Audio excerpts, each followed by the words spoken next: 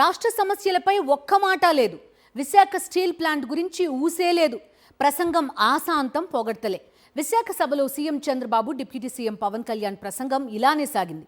విశాఖలో కూటమి నేతల భజన చూసి ఏపీ ప్రజలు అవాక్కవుతున్నారు. అధికారం ఇస్తే విశాఖ స్టీల్ ప్లాంట్ని కాపాడతానని గతంలో బహిరంగ సభల్లో పెద్ద వాగ్దానాలు చేసిన చంద్రబాబు, పవన్ కళ్యాణ్ ఈ సభలో విశాఖ స్టీల్ ప్లాంట్పై ఒక్క మాట కూడా మాట్లాడలేదు. విశాఖ స్టీల్ ప్లాంట్పై ప్రకటన ఉంటుందని ఎంతగానో ఎదురు చూసిన ఉత్తరాంధ్ర ప్రజలు, స్టీల్ ప్లాంట్ కార్మికులకు చంద్రబాబు, పవన్ కళ్యాణ్ వ్యవహరించిన తీరుతో నిరాశ ఎదురైంది. విశాఖ స్టీల్ ప్లాంట్ ఊసెత్తని చంద్రబాబు, మిట్టల్ స్టీల్ ప్లాంట్ కోసం ఐరన్ ఓర్ని పైప్ లైన్ ద్వారా పంపాలని చంద్రబాబు ప్రధానిని అడిగిన తీరును చూసి విశాఖ స్టీల్ ప్లాంట్ కార్మికులు భగ్గుమంటున్నారు. చంద్రబాబు తీరని ద్రోహం చేశారని ఫైర్ అవుతున్నారు. అమరావతి ఒక్కటే తన ప్రాధాన్యత అంశం అన్నట్టుగా చంద్రబాబు వ్యవహరించిన తీరుపై మండిపడుతున్నారు. విశాఖ స్టీల్ ప్లాంట్కు మరోసారి ద్రోహం చేశారు సీఎం చంద్రబాబు. ప్రధాని నరేంద్ర మోదీ వద్ద విశాఖ స్టీల్ ప్లాంట్ ఊసు కూడా ఎత్తలేదు. ఎన్నికలకు ముందు విశాఖ స్టీల్ ప్లాంట్ని కాపాడుకుంటామని మాట్లాడిన చంద్రబాబు తీరా ప్రధాని నరేంద్ర మోదీనే పర్యటనకు వస్తే కనీసం ఆ ఊసెత్తలేదు. పైగా మిట్టల్ స్టీల్ ప్లాంట్కి ఐరన్ ఓర్ పైప్ లైన్ ద్వారా ఇవ్వాలని తాను ప్రధానిని అడిగానని చెప్పుకొచ్చారు. విశాఖ స్టీల్కు ఐరన్ ఓర్ అడగకుండా మిట్టల్ ప్లాంట్కి ఐరన్ ఓర్ సప్లై కోసం పైప్ లైన్ అడిగారు Chandrababu. Recently I went to him. Mittal, RCR Mittal is willing to spend some money to set up steel plant. There are some problems. When I went to our Honorable Prime Minister, I explained, sir, they want pipeline, they wanted to get iron ore through slurry. This is what they are requesting, that is what I told them. Immediately he made it a point, if we wanted to carry iron ore, there will be a lot of pollution. With the slurry, you convert and send it pipeline. That is the best way for environment and also cost of transport. I entirely agree with you, that is what he told. Sir, how many prime ministers can understand this language, sir? That is where I am appreciating you.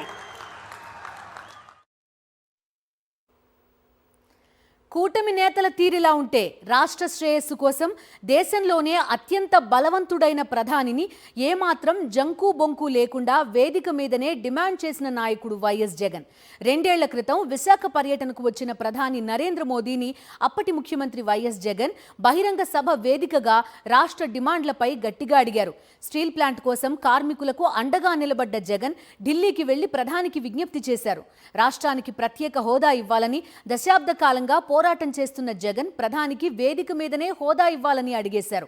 రాష్ట్రం కన్నా తనకు ఏదీ ఎక్కువ కాదనే జగన్ మాటల్లోనే కాదు చేతల్లోనూ తాను ఎంతవరకైనా వెళ్లగలనని విశాఖ పర్యటనలో స్ట్రాంగ్ మెసేజ్ ఇచ్చేశారు.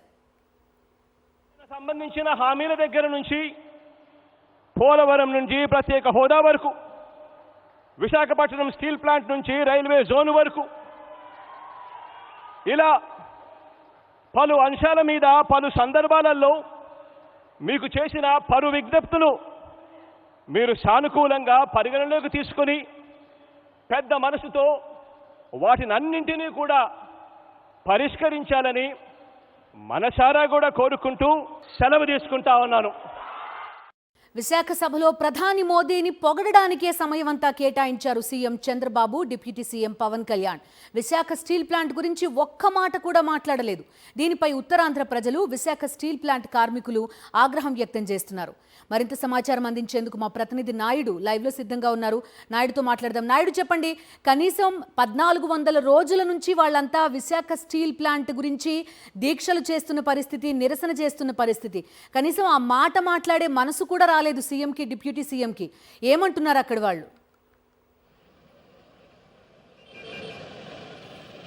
విశాఖలో జరిగిన ప్రధానమంత్రి నరేంద్ర మోడీ బహిరంగ సభలో స్టీల్ ప్లాంట్ గురించి కనీసం సీఎం చంద్రబాబు నాయుడు కానీ, డిప్యూటీ సీఎం పవన్ కళ్యాణ్ కానీ ప్రస్తావించకపోవడం పట్ల కార్మికులంతా కూడా తీవ్ర స్థాయిలో మండిపడుతున్నారు. 1400 రోజుల నుండి అలుపెరగని పోరాటం తాము స్టీల్ ప్లాంట్ కోసం చేస్తున్నామని, కనీసం మాట వరుసకు కూడా ప్రస్తావించలేదని, అనేక ఉద్యమాలు చేస్తున్నామని, అలాగే ఎన్నికలకు ముందు చంద్రబాబు నాయుడు, పవన్ కళ్యాణ్ కూడా విశాఖ స్టీల్ ప్లాంట్ ప్రైవేటీకరణ జరగకుండా కాపాడుతామని ఒక హామీ ఇచ్చారని, ఇచ్చిన హామీని నిలబెట్టుకోవాల్సిన బాధ్యత వారి మీద ఉందని, అటువంటి ప్రయత్నం చేయకుండా ఈరోజు ప్రధానమంత్రి నరేంద్ర మోడీని పొగిడేందుకే ప్రయత్నం చేసినారు తప్పితే విశాఖ స్టీల్ ప్లాంట్ అంశాన్ని ఏమాత్రం కూడా పట్టించుకోలేదని చెప్పి కార్మిక సంఘాల నేతలంతా కూడా తీవ్ర స్థాయిలో డిప్యూటీ సీఎం పవన్ కళ్యాణ్ మీద, సీఎం చంద్రబాబు నాయుడు మీద మండిపడుతున్న పరిస్థితి అయితే మనకు కనిపిస్తుంది. ఇదే అంశం మీద మనతో మాట్లాడడానికి ఇక్కడ కొంతమంది కార్మిక సంఘాల నేతలు కూడా ఉన్నారు. సార్ చెప్పండి, చంద్రబాబు నాయుడు, పవన్ కళ్యాణ్ తీరుని ఏ విధంగా చూస్తారు మీరు? చాలా బాధాకరం అండి. ఇదే విశాఖ స్టీల్ ప్లాంట్కి సంబంధించి ఇదే కోరం టెండర్ వద్దకు వచ్చి సాక్షాత్తు ఈరోజు ముఖ్యమంత్రిగా ఉన్నటువంటి చంద్రబాబు నాయుడు గారు చెప్పడం జరిగింది, కూటమి ప్రభుత్వాన్ని మీరు గెలిపించండి, అధికారంలో వచ్చినటువంటి విశాఖపట్నం స్టీల్ ప్లాంట్ ప్రైవేటీకరణ అంశాన్ని కేంద్రం దృష్టికి తీసుకెళ్లి సమస్య పరిష్కరించే బాధ్యత నాదని ఆయన చెప్పడం జరిగింది.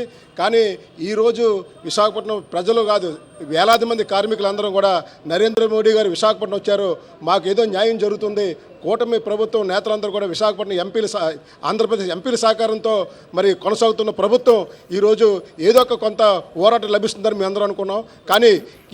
కానీ కనీసం డిప్యూటీ ముఖ్యమంత్రి పవన్ కళ్యాణ్ గారు మాట్లాడకపోవడం, స్పందించకపోవడం కూడా చాలా బాధాకరం అండి. చాలా బాధపడుతున్నాం విశాఖ కార్మికుడిగా.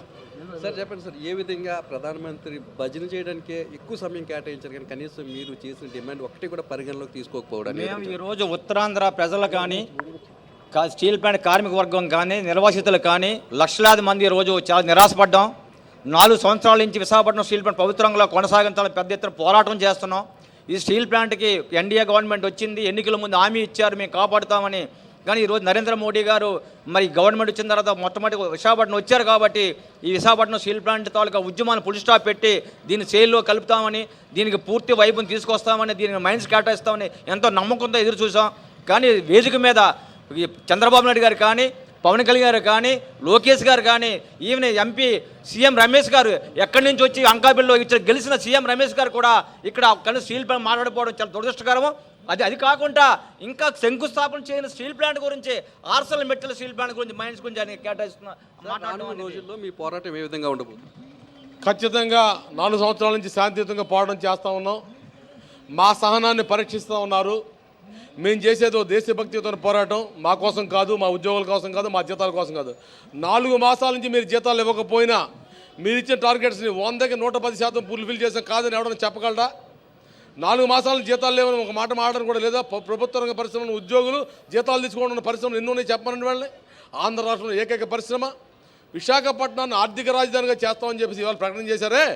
విశాఖపట్నం స్టీల్ ప్లాంట్ చంపేసి దాని ఉత్పత్తి లేకుండా చేసి ప్రైవేటు వ్యక్తులు బ్లాక్లో స్టీల్ అమ్ముకుంటా ఉంటే చూస్తూ ఉన్నారు. ఇదే ఆర్థిక రాజధాని అంటే చెప్పి అడుగుతూ ఉన్నాం. విశాఖ స్టీల్ ప్లాంట్ను చంపేసే ప్రయత్నం వ్యూహాత్మకంగా చేస్తున్నారని, అందువల్ల విశాఖ స్టీల్ ప్లాంట్ గురించి ప్రధానమంత్రి నరేంద్ర మోడీ సమక్షంలో ఏమాత్రం కూడా ప్రశ్నించలేదని చెప్పి ఇక్కడ ఉన్న స్టీల్ ప్లాంట్ కార్మికులు చెప్తున్నారు. Bindu. Okay Naidu, thank you.